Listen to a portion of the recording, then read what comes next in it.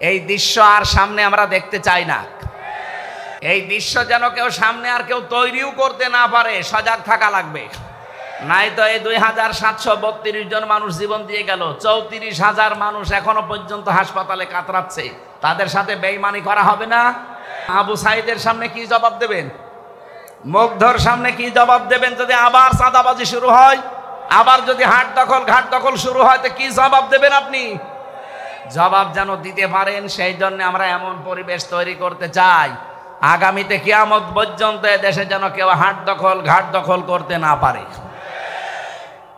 কত মানুষ নীরবে কাঁদতেছে যে আমি 600 টাকা উপায় করি, 300 টাকা চাঁদা দেওয়া লাগে। একটা কথা হলো, এই দৃশ্য বাংলাদেশ আর দেখতে চাই? তাহলে কি করা লাগবে? শুধু মানুষকে কোরআন দিয়ে ডেকে আলোর দিকে নিয়ে আসবো না। আমরা এই কিতাবের শিক্ষা, এই কিতাবের বিচার, এই কিতাবের অর্থনীতি সবগুলো প্রতিষ্ঠিত করে এই জমিনে দেখাতে চাই বিমা আরাকাল্লাহ, আল্লাহ যেভাবে আমাদেরকে দেখিয়েছেন। ওয়ালা তাকুল্লিল খাইনিনা খসিমা, হে নবী আপনি খিয়ানতকারী যারা তাদের পক্ষ নিয়ে বিতর্ক করবেন না। আজ বাংলাদেশে প্রমাণ হয়ে গেছে এই 54 বছরে কারা জাতির সাথে নিজেদের সাথে খিয়ানত করেছে। এক কথা বলেন না কেন? যারা খিয়ানত করেছে আমরা তাদেরকে চিনি না? এই খেয়ানতকারীদের পক্ষ নিয়ে তারা ঝগড়া করেন আমাদের সাথে। আপনার বিবেক আছে? এই জন্য আমরা চাচ্ছি আল্লাহ যেভাবে আমাদের দেখিয়েছেন এটা আমরা বিচার ব্যবস্থায় ন্যায় বিচার কায়েম করার জন্য নিয়ে যাব গরু ছাগলের ভেতরে। কার ভেতরে? বাইনান নাস, মানুষের ভেতরে। আল্লাহ আমাদেরকে যেন কোরআনের দ্বারা এটার তৌফিক দান করেন, বলেন আমিন। তাহলে নবীজি 4টা কাজ করেছিলেন। প্রথম নাম্বার, তিনি কোরআন তেলাওয়াত করে মানুষকে শোনাতেন, মানুষদেরকে পবিত্র করতেন, তার নফস, তার পরিবার, তার সমাজ, এভাবে তিনি চেষ্টা চালিয়েছিলেন। কিন্তু আল্লিমুহুমুল কিতাব, এটা যতদিন পর্যন্ত তিনি কায়েম করতে না পেরেছেন ততদিন সুদ বন্ধ হয়নি, ঘুষ বন্ধ হয়নি, সাদাবাজি ওই জামানায় ছিল ওইটাও বন্ধ হয়নি। কথা বলেন ঠিক কিনা? এখানে আমাদের উচিত হবে, যারা আজ বলেন আমরা নবীওয়ালা কাজ করি না, আপনার নবীওয়ালা কাজ হচ্ছে না। এদিকে তাকান, নবী কি জন্ম থেকেই নবী বলে কেউ বলতো যে আপনি নবী? কয় বছরে বলেন? 40 বছরে তখন যিনি নবী হলেন, কি পেয়ে নবী হয়েছিলেন? এই কোরআনে কারিম পাওয়ার পরে যিনি নবী হলেন, নবী হওয়ার পরে তো এই কাজগুলো আল্লাহ তাকে দিলেন। ওয়াল্লাযী বা'সা ফিল উম্মিয়িনা, তিনি সে আল্লাহ যিনি উম্মিদের ভেতরে পাঠিয়েছেন, নবী পাঠিয়েছেন, রাসূল পাঠিয়েছেন।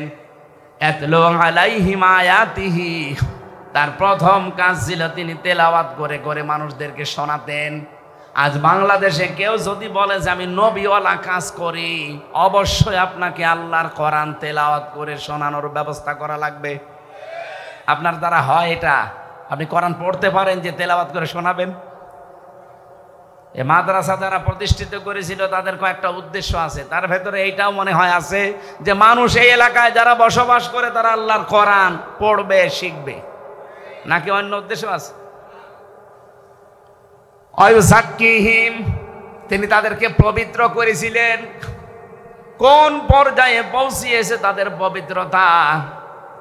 আমরা যদি আজ কোরআনে কারিম দিয়ে ব্যক্তি, পরিবার, সমাজ, রাষ্ট্রকে পর্যন্ত পবিত্র করতে পারতাম। এই যে যাকিজ্জন থেকে শব্দটা এসেছে, খলিফাতুল মুসলিমিন হযরতে ওমর রাদিয়াল্লাহু তাআলা আনহু, তিনি রাতের বেলায় বসে হিসাব করছিলেন। লম্প ধরিয়ে যে আলো, জয়তুনের তেল সীসার উপরে দিয়ে তিনি আগুন লাগিয়ে হিসাব করছিলেন।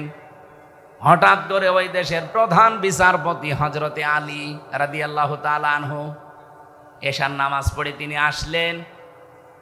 ডাক দিলেন, হযরত ওমর, প্রধান বিচারপতি আলী, কিসের জন্য এসেছেন? রাষ্ট্রের কোনো কথা আমাকে বলার জন্যে, না ব্যক্তিগত পারিবারিক কোনো কথা বলার জন্যে? হযরতে আলী ওই সময় প্রধান বিচারপতি, তিনি বললেন, না, আমার পারিবারিক জীবনে একটা সমস্যা হয়েছে, ওইটা আপনার সাথে শেয়ার করার জন্য এসেছি, পরামর্শ নেব। হযরত ওমর সঙ্গে সঙ্গে তিনি বাতিটা লিভিয়ে দিলেন। হযরতে আলীর কিন্তু মন খারাপ হয়ে গেছে, কি আমি একটা দেশের প্রধান বিচারপতি এসেছি রাষ্ট্রপ্রধানের কাছে, উনি আমারে দেখে আরো আলোকসজ্জা করবে কি, আরো আলো লিভিয়ে দিলেন। হযরত ওমর তার মনোভাব বুঝতে পেরে ডাক দিয়ে বলেন, প্রধান বিচারপতি আলী, আপনাকে আমি কিন্তু প্রথমে জিজ্ঞাসা করেছি যে আপনি কেন আসলেন, রাষ্ট্রের কোনো কাজ নিয়ে নাকি পারিবারিক কোনো কাজ নিয়ে? আপনি যেই বলেছেন যে রাষ্ট্রের কোনো কাজ না, পরিবারের কোনো সমস্যা, আমি কিন্তু হিসাব করছিলাম রাষ্ট্রের জনগণের টাকায় কেনা তেল দিয়ে রাষ্ট্রের হিসাব করছিলাম। আপনি এসেছেন পারিবারিক জীবনের কোনো ফয়সালা নিতে, জনগণের টাকা দিয়ে এই হারিকেন বা লম্প অথবা মোমবাতির যে তেল পুড়বে, এইটা দিয়ে আপনার পারিবারিক জীবনের কথাবার্তা না শুনবো, কিয়ামতে আমি জবাব দেব কি? হযরত আলী বলেন, কথাটা শোনার পরে তার প্রতি ভক্তি শ্রদ্ধা যা ছিল আমার আরো বেড়ে গেল। যে কি চিন্তা নিয়ে তিনি চলেন, একটা রাষ্ট্রের প্রধান, বাংলাদেশে 1628 জন মানুষ দায়িত্বে ছিল। আল্লাহর কসমে 54 বছর আমি বাদ দিলাম, শুধুমাত্র 5 বছরও যদি এই টেন্ডেন্সি নিয়ে এই 1628 জন মানুষ দায়িত্ব পালন করে দেখাতো, এ দেশটা মিনি জান্নাত হয়ে যেত। এরকম মানুষ আমরা পেয়েছি, হ্যাঁ পেয়েছি খুব কম। মাওলানা মতিউর রহমান নিজামী তার ভেতরে একজন। রাষ্ট্রের দায়িত্ব, মন্ত্রণালয়ের দায়িত্ব পালন করে 26 টাকা বেঁচেছিল, ওটা ফেরত দিয়েছেন। হযরত ওমরের একেবারে অরিজিনাল উত্তরসূরি না, আলী হাসান মোহাম্মদ মুজাহিদ রহমতুল্লাহ আলাইহি, রাষ্ট্রের দায়িত্ব পালন করতে গিয়ে অনবীক্ষণ যন্ত্র দিয়ে 4 আনাও দুর্নীতি খুঁজে পাওয়া যায়নি। এই ধাঁচের মানুষগুলো মাত্র 1628 জন যদি তৈরি হয়ে যেত, এই দেশটার জন্য 54 বছর লাগার কথা না, 54 দিনে এই দেশ জান্নাত হওয়ার কথা। আমরা ওই রকম বিষয় চাই না। এই জন্য আমার প্রথম এবং শেষ ফাইনাল কথা এইটাই, আপনাকে পবিত্র হওয়ার জন্যে কোরআনে কারিমের কাছে আসা লাগবে। আর এটা দিয়ে যদি একেবারে পুঙ্খানুপুঙ্খানু ন্যায় বিচার দেখতে চান, তাহলে কোরআনের বিচার ব্যবস্থা, শিক্ষা ব্যবস্থা, স্বাস্থ্য ব্যবস্থা, এগুলো দেখাতে লাগবে, তাছাড়া সম্ভব না। আল্লাহ রাব্বুল আলামিন আমাদেরকে বাস্তব জীবনে যেন আল্লিমুহুমুল কিতাব এর একটা প্রেক্ষিত, এর একটা মানে রাস্তা কিন্তু সামনে আল্লাহ তৈরি করে দিয়েছেন। এখন বাংলাদেশের মানুষ চাইলেই সম্ভব কিতাবের শিক্ষা ব্যবস্থা সামনে জারি করার ব্যবস্থা করা।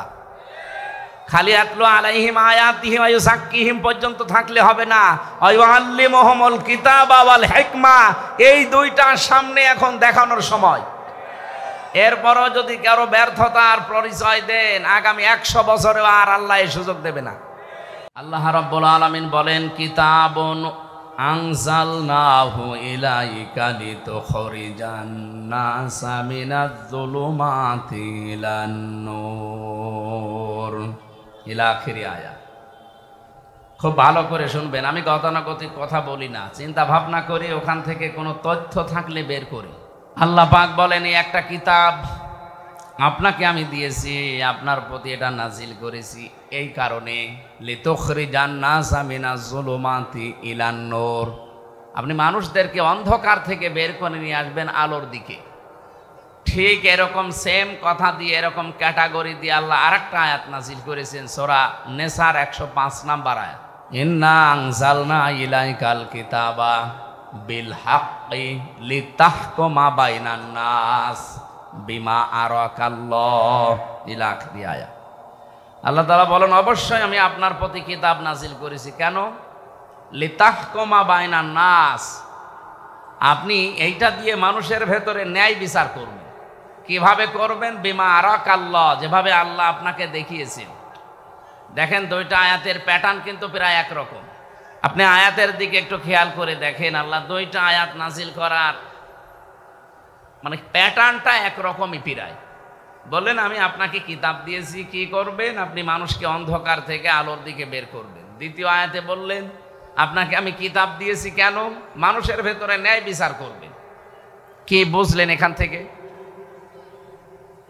কোরআনে কারিম দিয়ে আমরা যারা এই যে এতক্ষণ ৩-৪ জন মিলে আমরা ডাকলাম আপনাদেরকে, অন্ধকারের পথ বিভিন্ন রকমের আছে, এই অন্ধকার থেকে আলোর পথ ইসলামের দিকে আহ্বান জানালাম। হ্যাঁ, এটা আহ্বান জানানো সম্ভব কোরআন দিয়ে। আমরা কোরআনে কারিম দিয়ে মানুষদেরকে অন্ধকারের ভেতর থেকে আলোর দিকে বের করার জন্য সারা পৃথিবীতে, বিশেষ করে মুসলমান যারা, তারা চেষ্টা চালাচ্ছে কম বেশি। কিন্তু লিতাহকুমা বাইনান নাস, কোরআন আপনার পথে আমি নাজিল করেছি এই জন্যে। কি জন্যে? মানুষের ভেতরে যেন আপনি ন্যায় বিচার করতে পারেন। এটা কিন্তু বাস্তবে এখনো সম্ভব হয়নি। কথা বলে না কেন? রাসূলুল্লাহকে আল্লাহ যে 4 দফা কর্মসূচি দিয়েছিলেন, 2টা প্রথমে, 2টা শেষের দিকে, 4 জায়গায় আল্লাহ এই আয়াতটা, একই আয়াত ধরন পাল্টিয়ে শুধু শব্দ এলোমেলো করে নাজিল করেছেন। সূরা বাকারা 129 নম্বর আয়াত, সূরা বাকারার 151 নম্বর আয়াত, সূরা আলে ইমরানের 164 নম্বর আয়াত, সূরা জুমার 2 নম্বর আয়াত। আয়াতগুলোর কথা সব এক, খালি একটু শব্দ এলোমেলো আছে।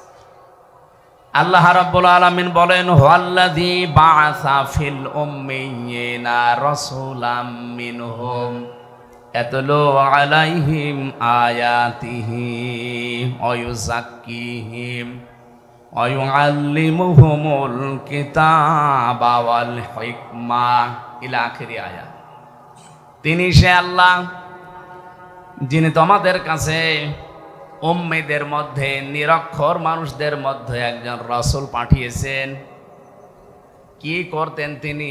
ইয়াতলু আলাইহিম আয়াতিহি, তোমাদের কাছে তিনি আল্লাহর আয়াতগুলো তেলাওয়াত করে শোনাতেন। আয়ুযাক্কিহিম, তিনি তোমাদেরকে পবিত্র করতেন। আল্লিমুহুমুল কিতাব, তিনি তোমাদেরকে কিতাবের শিক্ষা দিতেন।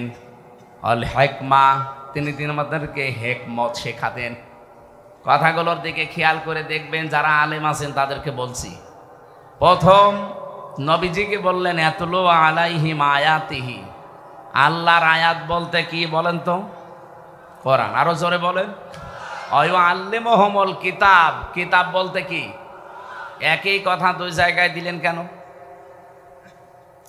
তাফসীর মাহফিলে আলেমরা আসবে এই কারণে, আর যারা সাধারণ মানুষ তারা আসবে এই কারণে, এটা যেন শুনে আপনারা সওয়াব পেয়ে বাড়ি চলে যান। আর ওনাদের জন্য এইটা না, ওনাদের জন্য চিন্তা ভাবনার খোরাকি আছে এখানে। আফালা ইয়াতাদাব্বারুন আল কোরআন, কি হয়েছে তোমাদের? কোরআন নিয়ে কেন চিন্তা ভাবনা করো না? আমরা আয়াতুল্লাহ বলতে আল্লাহর কিতাব বুঝি, কিতাবুল্লাহ বলতেও আল্লাহর কিতাব বুঝি। রাসূল আসবে, উনি আল্লাহর আয়াত তেলাওয়াত করে শোনাবে, তিনি পবিত্র করবে আমাদেরকে, এরপরে আবার বলেন তোমাদেরকে কিতাবের শিক্ষা দেবে। কি এটা? কি প্রথমে যে 2টা কাজ তিনি ইয়াতলু আলাইহিম আয়াতিহি, আল্লাহর আয়াত তেলাওয়াত করে মুহাম্মদুর রাসূলুল্লাহ শুনিয়েছিলেন। আয়ুযাক্কিহিম, এটা দিয়ে তিনি পবিত্রও করেছিলেন, হয়তো ব্যক্তি, পরিবার, এ পর্যন্তই। এরপরে আরো 2টা শব্দ আছে, আল্লিমুহুমুল কিতাবা ওয়াল হিকমা। এই 2টা করতে গেলে অবশ্যই আপনাকে কিতাবের শিক্ষা হিকমতের সাথে এটা বাস্তবায়ন করা লাগবে। ওই জামানায় আরবদেরকে নিরক্ষর বলা হয়, উম্মি বলা হতো। ওরা যতদিন পর্যন্ত কোরআনে কারিম তেলাওয়াত করেছে, নিজেদের ভেতরে সংশোধনী চালিয়েছে, এ পর্যন্ত কোনো সমস্যা দেখা দেয়নি। কিন্তু যখনই আয়াতের এই পরের 2টা শব্দ আল্লিমুহুমুল কিতাব, তিনি তাদেরকে কিতাবের শিক্ষা দিয়েছেন, মানে কিতাবের এটা বাস্তবায়ন করে দেখিয়েছেন। আল হিকমা শব্দের ব্যাখ্যা পড়লে আপনি এটা ক্লিয়ার পেয়ে যাবেন ফি জিলালিল কোরআনের ভেতরে। হিকমা শব্দটা হাকামা থেকে এসেছে। আমরা যারা বিশেষ করে কামেলে যারা পড়ে বা পড়াই, তারা দেখবেন এই যে আমরা হাকিম বলে মানুষকে জানি, পৃথিবীতে হাকিম কিন্তু খুব বেশি মানুষ ছিলেন না। আমরা একজন হাকিমের নাম বেশি শুনি, তার নাম হযরতে লোকমান হাকিম। লোকমান কি ছিলেন? কি জবাব দিলেন না? আমাদের দেশে হাকিম আছে না নেই? গাছতলায় বসে আছে, হাত দেখে বলে যায় যে 3 বউ হবে, এ হাকিম। এক নম্বরে আমরা জানি উলামা, 2 নম্বরে জানি ফোকাহা, 3 নম্বরে জানি হোকামা। এই যে শব্দগুলোর ব্যাখ্যা আছে না, আলেম বলা হয় তাদেরকে যাদের কাছে জ্ঞান আছে, আলো আছে। আর জ্ঞানের সর্বোচ্চ উৎস কোনটা বলেন তো, আরো জোরে বলেন। এই কিতাবের জ্ঞান যাদের আছে, কিতাবের আলো যাদের কাছে আছে, তারা আরবি ভাষায় কি আলেম। আরো জোরে বলেন। ফোকাহা, ফকি থেকে এর বহুবচন ফোকাহা। এটা কাদেরকে বলা হয়? এই পৃথিবীতে যেই মানুষগুলো কোরআনের গভীরে ঢুকে কিছু নিয়ে আসতে পারে, এদেরকে ফকি বলা হয়। 3 নম্বরে হোকামা, হাকিম। এটা কারা? কোরআনে কারিমের শুধু জ্ঞান না, শুধু এর ভেতরে ঢুকে তথ্যগুলো নিয়ে আসবে তা না, এখান থেকে এমন কিছু তথ্য পৃথিবীর মানুষকে জানাবে যা এর আগে অনেকেই জানাতে পারে না। হযরত লোকমান হাকিম, ওনার মতো কালো চেহারার মানুষ এ পৃথিবীতে আর 2 জন ছিল বলে আমরা পেয়েছি। একজন হযরতে মাহজা রাদিয়াল্লাহু তাআলা আনহা, আর একজন হযরতে বেলাল রাদিয়াল্লাহু তাআলা আনহু। এই 2 জন মানুষ ছিল হযরতে লোকমান হাকিমের মতো এরকম কালো চেহারা আর এরকম ঠোঁট ঝোলা। এদের চেহারার যা বর্ণনা বলছি, হাড়ির তলা দেখেছেন না, তার চাইতেও কালো ছিল। এত কালো মানুষ, কিন্তু ভেতরের অবস্থা ছিল একেবারে ধবধবে সাদা ফর্সা। আমরা বাংলাদেশে কিছু ফর্সা মানুষ দেখি, ওপরে ফিটফাট, মাথার চুল থেকে পায়ের স্যান্ডেল পর্যন্ত পুরাটা সাদা, কিন্তু ভেতরে পুরাটা কালো, যেমন দরবেশ। আমি নাম নিলাম না। ওনার মাথার চুল থেকে পায়ের স্যান্ডেল পর্যন্ত পুরাটা সাদা না? কোনো জায়গায় কোনো কালো পেয়েছেন আপনি? পুরা সাদা, কিন্তু ভেতরে এত কালো ছিল। 36,000 কোটি টাকা আল্লাহ রাস্তায় পাঠিয়ে দিয়েছে। আমি মালয়েশিয়া যেয়ে, সিঙ্গাপুরে যেয়ে দেখি হোটেলের নিচে বসে আছে কয়েকজন। কি এখানে? হুজুর আমরা আগেই পালিয়েছি। আগে পালালেন কেন? এখানে আপনি যে সাহেব পাড়া বানিয়েছেন ওখানে থাকবেন না? হুজুর ওখানে থেকে মায়ের খাবো। বাংলাদেশের মানুষ এখানে আছে, যদি শোনে যে সাহেব পাড়ায় আমি আছি, তালা ভেঙে পিটাবে আমার। এই জন্য হোটেলে চুরি করে আসি, কেউ জানে না। আপনি যেন আবার বাইরে যেয়ে বলি দিয়েন না। পাগলকে যদি বলা হয় যে শাকও নাড়াবি না, ও আরো বেশি নাড়াবে না। ও আমার আরো মনে করে দিল। এই শয়তানগুলো সব এখন বেশিরভাগ থাইল্যান্ডে, বেশিরভাগ রয়েছে সিঙ্গাপুরে, মালয়েশিয়া, পালিয়ে আছে। বাকিগুলো আমেরিকা, কানাডায় তো গিয়েছে। আর আল্লাহর বিশেষ ওলি যারা, তারা আছে এই প্রতিবেশী রাষ্ট্রে। আমি বলছিলাম হযরতে বেলাল, হযরতে মাহজা, লোকমান হাকিম রহমতুল্লাহ আলাইহে, এই মানুষগুলো উপরে ছিল কালো, ভেতরে ছিল পুরা ধবধবে সাদা। আমাদের অন্তরও ঠিক ওই রকম করা দরকার না?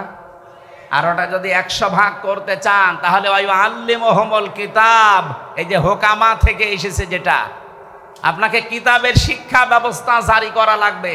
আর এটার দায়িত্ব হামজার না, এটার দায়িত্ব ওই 300 এমপি যারা ছিল তাদের। তারা যদি একবার বলে, মাননীয় স্পিকার আমরা কোরআনে কারিমের শিক্ষা ব্যবস্থা চাই, উনি যদি বলে হাত তোলেন, আজিজুর রহমানের মতো যদি 151 জন বলে হ্যাঁ হাত তুলেছি, ওই দিনই পাশ হয়ে যাবে। কিতাবের শিক্ষা ব্যবস্থা বাংলাদেশে জারি হয়ে যাবে। 5 বছরের ভেতরে দেখবেন দেশের চেহারা পাল্টিয়ে গেছে।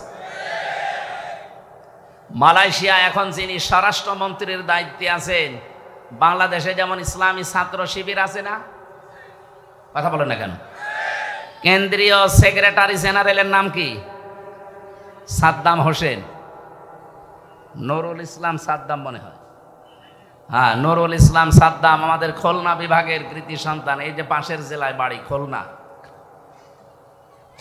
ওখানে যিনি স্বরাষ্ট্রমন্ত্রীর দায়িত্বে আছেন, উনি ওই দেশের ইসলামী ছাত্র শিবির, তার কেন্দ্রীয় সেক্রেটারি জেনারেল ছিলেন। সে আছে এখন দায়িত্বে।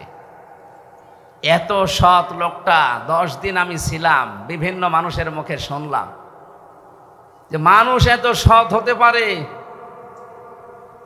তা আমরাও চাই ইসলামী ছাত্র শিবির শুধু মালয়েশিয়া না, ইসলামী ছাত্র শিবির শুধু তুরস্ক না, এটা যদি বাংলাদেশের যারা আছে এরাও এই কেন্দ্রীয় সেক্রেটারি সভাপতি এই মানুষগুলো যদি দায়িত্ব এই দেশে পায়, আর এরকম মানুষ যদি 151 জন তৈরি হয়, শিক্ষা ব্যবস্থায় আপনি এই কোরআন দেখবেন 100 মার্কের তৈরি হয়ে গেছে।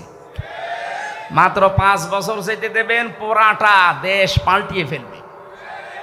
ওয়াস্তব মাওলানা সাইদি সাহেব 50 বছর করে গেল, মুসলমান যা হয়েছে ওনার হাতে, তার চাইতে অধিকাংশ মুসলমান হয়ে গেছে উল্টাপাল্টা।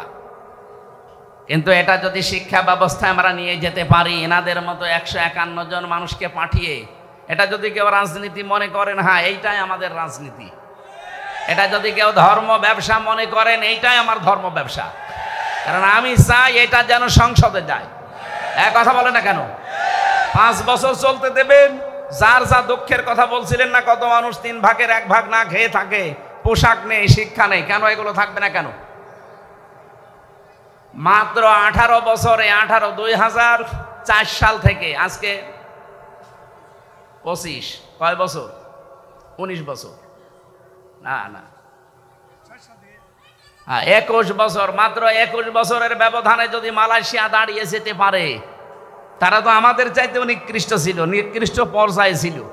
অথচ এখন তাকিয়ে দেখেন এই যশোরের কত মানুষ যে দেখি ওখানে চাকরি করছে।